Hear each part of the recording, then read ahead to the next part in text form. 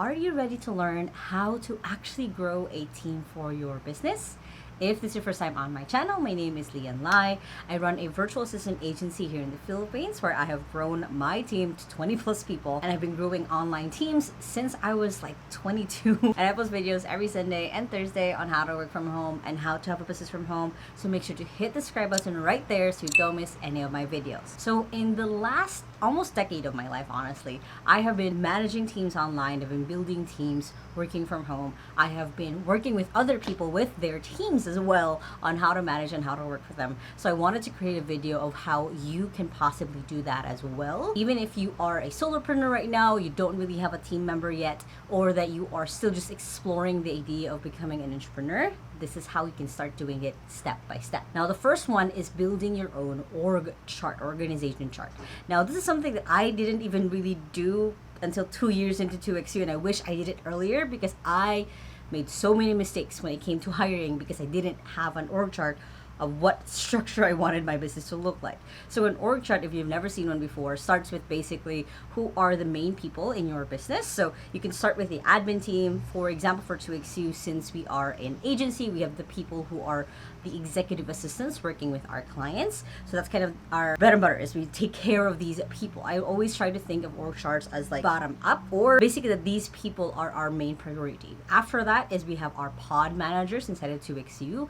These are the people dedicated to the EA, not the client, but to the EA. A lot of their own focus is just making sure that the EA has the resources, the training, and essentially a brainstorming partner as well that they need to be able to work well with our clients. Now, together side by side with our pod managers are our client success managers, who work well basically directly to our clients. They make sure that the client's needs are met. They check against like the list of tasks that or outcomes basically that our clients set in the beginning, and have the onboarding system that we have inside of 2XU to make sure that our clients and their EAs work really well right off the bat, and essentially is a little bit of the go-between between the client and then their pod managers, and works with the pod managers to make sure that the EA themselves feel supported. So they have basically, our EAs have a 2-person support system, and there's even a third. Our third is our operations systems manager, who takes care of making sure that the EAs are creating the right systems and building the right assets in their client's business. We have a whole system that we have for that.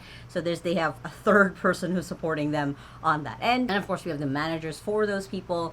We have our HR team, we have our bookkeeping team, we have our sales and marketing team, and of course, me, and then my amazing assistant. So that's kind of how our org chart looks like. And what I've done is I've actually built it to what if 2XU has 100 employees, and that's exactly how I imagined it in my head. And again, before 2XU hit 2 years, I actually never created this. So I, again, made a lot of mistakes. So I'm telling you to do this first so you don't have to. Now you can just imagine it. You can just what if it. Later on, you might adjust. It used to even be that the pod manager and the client success manager were one role.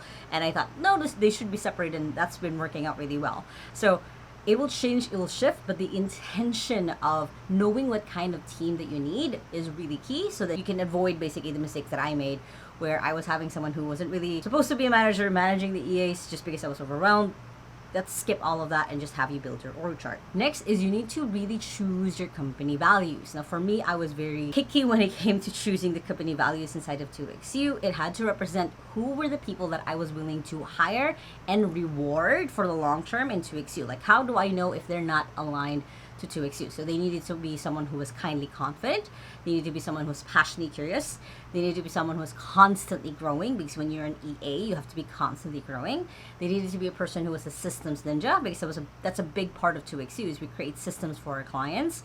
And they need to know, the fifth one, and it's my favorite one, that they're a part of a tribe of superheroes, which means that even though they're working one-on-one with a client, they have a whole tribe behind them of other experts, of other EAs and their pod managers and the client success managers who are taking care of them. That's basically the goal. So depending on the kind of company that you are creating, you want to choose the values. And again, keep in mind, don't make it fluffy, don't make it pretty.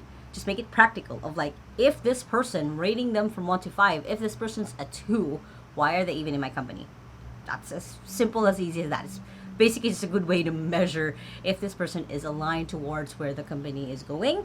Whether or not they have a lot of experience or no experience, It just basically is down to alignment. If you have trouble picking what your value should be, I actually got a lot of the terminology that I used from the book Dare to Lead by Brene Brown, and she had a whole list of like different values. You choose 3 for your own personal values, and I got a lot of the ones that I really wanted for 2XU because it was just timing that I was reading that book. Next is you want to start going ahead and writing out the responsibilities for each of the person in your org chart. Again, this might change, this might shift.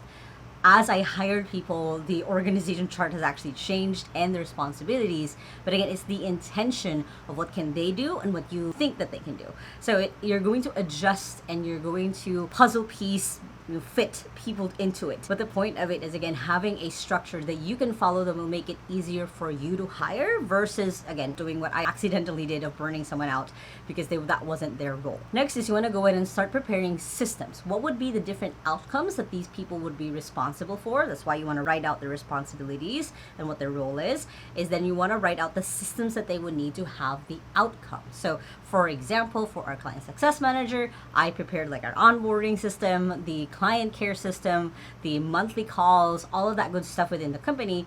We were starting to already create the processes and systems in that once we actually created the role. So it made it easier for me to train our current client success managers because we had that in place. This could just be setting up procedures that you're creating for them. This could be just a video of you talking about how to do a certain outcome or task, or it could be a whole flow chart that you've created on how to do it. It's up to you on what resources that you have. Again, you don't have to be intricate and amazing right off the bat. You can start with where you're at and go from there. Next is to start creating your first job description. Now, based on the roles and responsibilities, you want to craft up and write up what would be the day-to-day for this person, if there is, or would their tasks mostly be ad hoc, again, depending on those roles and responsibilities.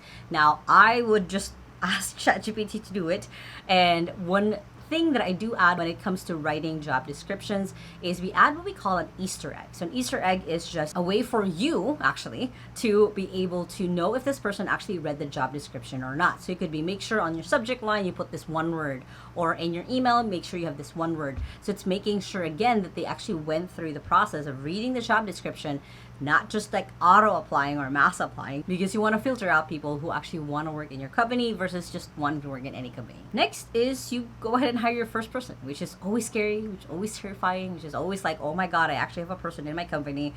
And I remember that feeling over and over again. And your first person might be your virtual assistant. And this is usually where I went, of course, preferences running a virtual assistant agency. I would prefer that you did hire a virtual assistant first, because then just someone to take things off of your plate and then later on start hiring for the next couple of roles. But even for me, my first hire inside of 2XU was a virtual assistant. I needed someone to see what I was doing because I had no idea at the time. I was still kind of figuring a lot of the things out. But because of that, we were able to automate a couple things, systematize a couple things, where when we were hiring other parts of the team, it was easier for me to do so. Now, you can definitely start with hiring maybe a customer support person because you got a lot of like messages coming in. It could be that you're hiring a marketing person because you just need a lot of your social media taken care of.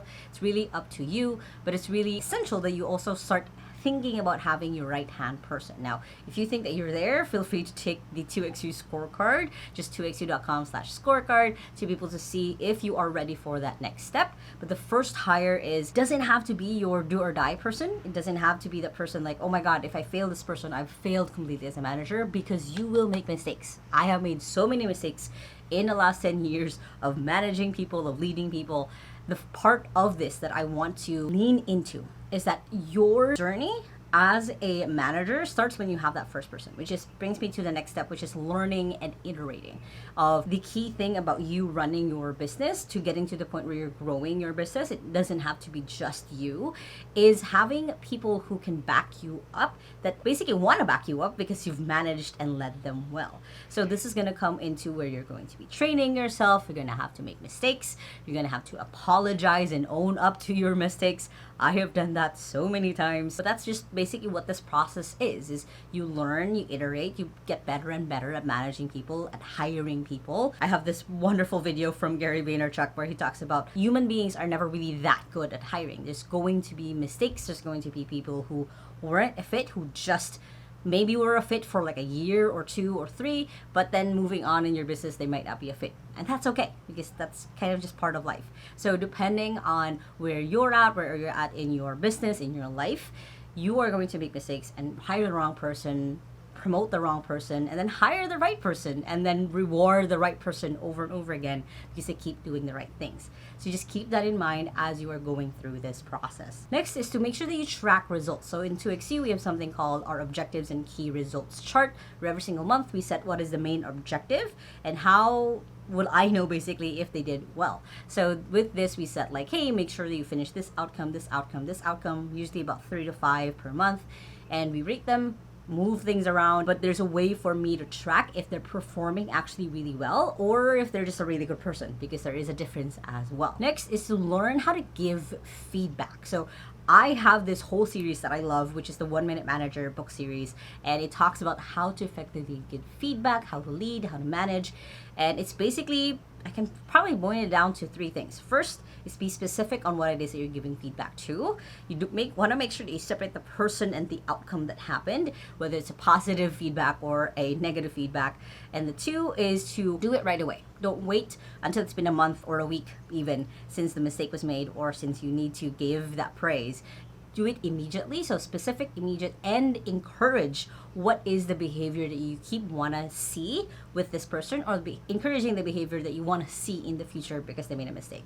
So learning how to give feedback is going to be essential for you as a manager, because it's going to be how you're going to direct your people through the path, through the journey that you guys are on in your business. Lastly, set measurable goals. What I mean by this is going ahead and actually making sure that everyone in your business knows where you're going, so they know where things are going, so they know that there's growth and something to look forward to. It also gives you the opportunity to know if your business is actually doing well or not. So this could be setting, for example, in 2XU, we have certain goals that we want to hit every single year on our social media engagement, so on and so forth.